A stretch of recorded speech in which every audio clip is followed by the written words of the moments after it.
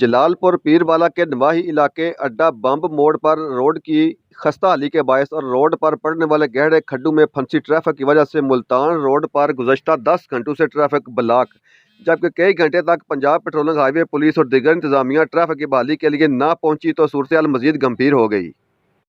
اس صورتحال کا assistant commissioner جلال پور غلام سرور نے سخت ایکشن لے لیا اور ان کے نوٹس کے بعد بھاری مشینری اور میونسپل کمیٹی عملہ، پیٹرولنگ پولیس اور تھانہ صدر پولیس سمیت دیگر انتظامیہ موقع پر پہنچ گئی اور ٹریفک بحالی کی کوششیں جاری کر دی گئیں۔ تمام تر معاملات کی نگرانی تحصیل جلال پور کر رہے ہیں۔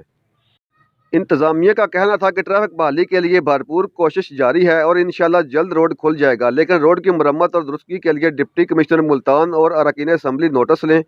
اور روڈ کی فوری مرمت کرائیں۔ تاہم ابھی تک ٹریفک بحال نہیں کی جا سکی۔ اہل علاقہ نے روڈ کی مرمت کے لیے ڈپٹی کمشنر ملتان عامر خٹک اور وزیر اعلیٰ پنجاب سردار عثمان بزدار سے